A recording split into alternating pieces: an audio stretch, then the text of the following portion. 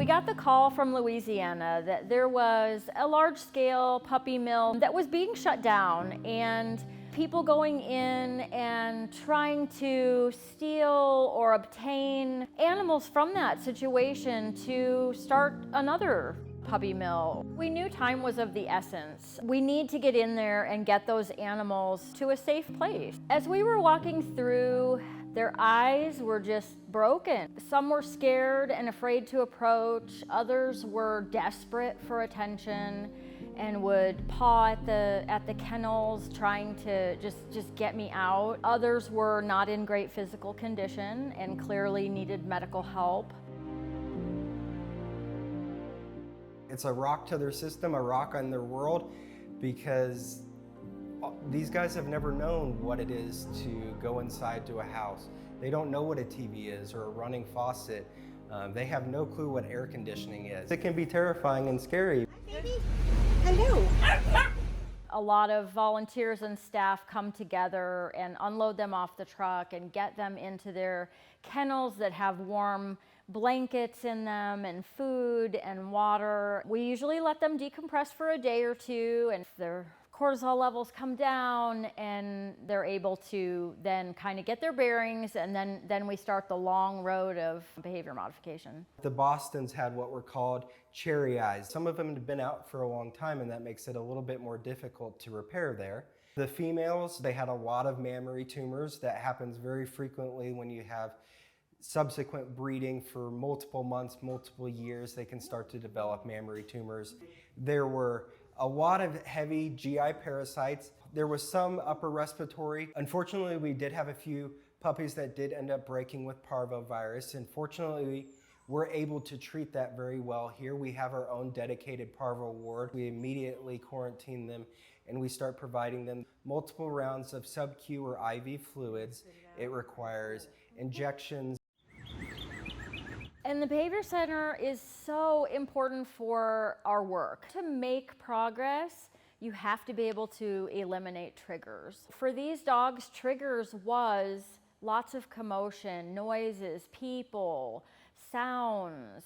With our building up there, we're able to really regulate that, give them that opportunity to introduce things slowly instead of being bombarded with these new things that they've never experienced. And then we can then pair that with yummy treats. We start to make that association that people are kind and good. So some of the main things that we encountered with this group, obviously never having a leash on. Just getting a collar on some of these dogs took a few weeks.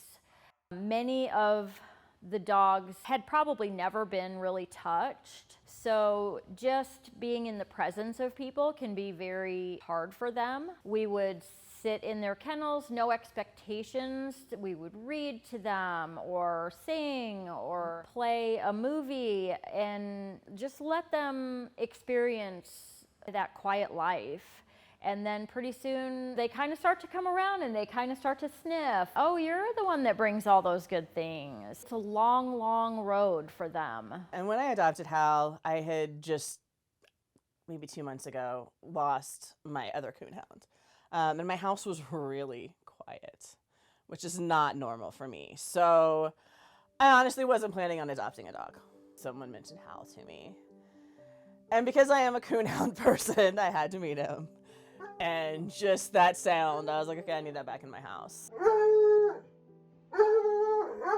I have 2 other dogs in my house. They love to play together. They love to wrestle in the yard, dig in the yard together. So Hal is actually hilarious to watch play. And then he is also, of course, a squirrel chaser. And so I have a wood fence, so they run along the back of the wood fence. And so he is teaching everyone else in the household to also run yelling at said squirrel.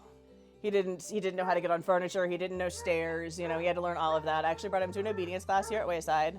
We took Dog 101, and other than the fact that he did yell through a good point of the class, he did learn a lot. Hal just loves to be under a blanket, cuddling with his person. Like, not just cuddling, but if there's a blanket involved covering you, he wants to be underneath it, on top of you, loving. And it's the sweetest thing ever, and I love it. And I hate that he didn't have that the first years of his life, because he would have loved that growing up. The depth of work that we do is really vital to these animals being successful in a home environment and sending home quality family pets that probably didn't have a chance coming from the situations that they came from. We're able to do that, and it's amazing. The rescues are always difficult because the hard thing that we don't talk about is a lot of the times if we're not there to help with these rescues, these dogs will eventually succumb to their illnesses and issues, and they'll end up dying. We can't do it without you. These are things that are challenges now, and they're going to be things that are challenges in the future. I think it's really important that we support Wayside because they are helping dogs from these horrible situations learn to know love, to know homes, to know regular meals, and just living with someone and loving, and that's something that every dog deserves.